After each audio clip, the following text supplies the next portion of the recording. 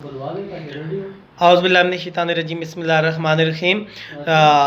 تمام پرائیویٹ تعلیمی اداروں کے سربراہان اور عہدیداران السلام علیکم۔ گزشتہ سوموار کو میں نے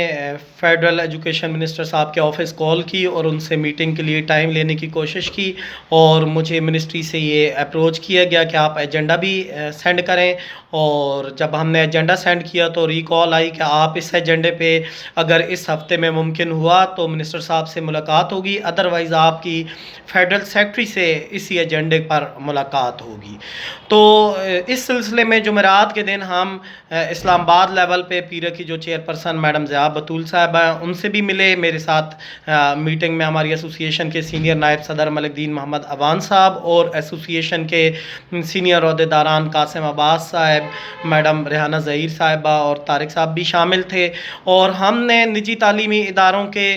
حوالے سے مسائل ان کے سامنے پیش کیے، اور چونکہ اسلام آباد کے اسکولوں کی رجسٹریشن کی اتھارٹی کے چیئرپرسن ہیں وہ، تو انہوں نے ہمیں 1 ایئر کے ویو آف کا جب ہم نے مطالبہ کیا تو انہوں نے اس کو ایکسیپٹ کیا، اور بھی پیرس سے ریلیٹڈ جو معاملات تھے ان کو بھی انہوں نے قبول کیا۔ لیکن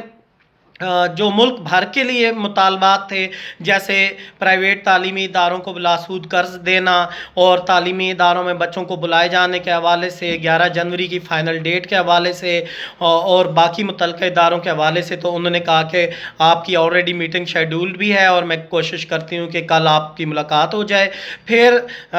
کل جمعہ کے دن ہماری وفاقی سیکرٹری ایجوکیشن جو فرح حامد صاحب ہیں ان سے ملاقات ہوئی ہے، اور بہت خوش آئند ملاقات رہی۔ اس میں کیٹیگوریکلی کچھ ڈیسیژنز ہوئے، اور حکومت اور انہوں نے ہمارے تعلیمی اداروں کی کارکردگی اور خدمات کو سراہا، اور میڈم فرح حامد صاحبہ نے یہ فرمایا کہ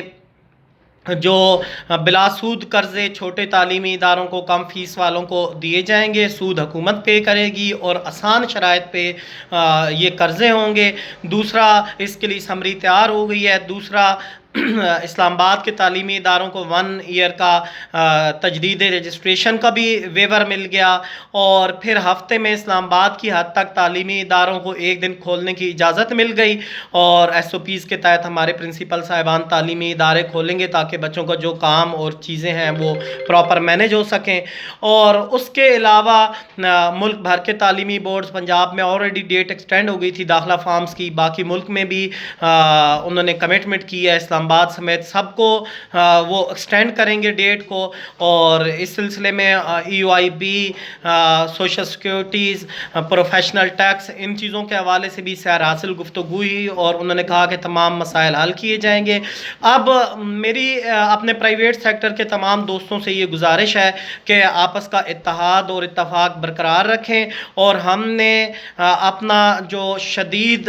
ہمارے مسائل تھے اور موقف ہمارا تھا اس حوالے سے کہ جی جنوری میں ہم نے بہر صورت تعلیمی ادارے کھولنے ہیں، انہوں نے ہمیں یقین دہانی کروائی ہے کہ ہمارا موقف وہ ہر سطح پہ لے کے چلیں گے، اور ہم نے کیٹیگوریکلی واضح کر دیا ہے کہ جی 11 جنوری سے آگے قطعاً ہم تاریخ ایکسٹینڈ نہیں کرنے دیں گے، اس صورت میں ہم خود سے تعلیمی ادارے کھولیں گے۔ تو اب اس میں الحمدللہ ہمارے کچھ مطالبات مان لیے گئے ہیں، اور باقی بھی ہمارے اتحاد اور اتفاق سے ممکن ہوگا، اور انشاءاللہ اچھے دن آنے والے ہیں۔ چونکہ ہمارے جو بچوں کا قیمتی سال تقریباً ضائع ہونے کے قریب ہے، اس میں بھی ہم نے اپنے تحفظات اور مطالبات سامنے رکھ دیے، اور ہمارے پرائیویٹ سیکٹر کے سروائیول کا جو مسئلہ ہے وہ بھی ہم نے بتا دیا ہے۔ جو دوسرا راستہ ہے وہ ہمارے پاس ہے، اور ہم اس پہ حق رکھتے ہیں کہ جب چاہیں ہم احتجاج کریں، اور اگر 11 جنوری کی ری اوپننگ کی تاریخ کا اعلان نہیں ہوتا تو پھر ہم نہ صرف احتجاج کا حق محفوظ رکھتے ہیں بلکہ ملک اور قوم کے بچوں کے تعلیمی ادارے کھولنے کا بھی حق محفوظ رکھتے ہیں۔ بہت شکریہ، السلام علیکم۔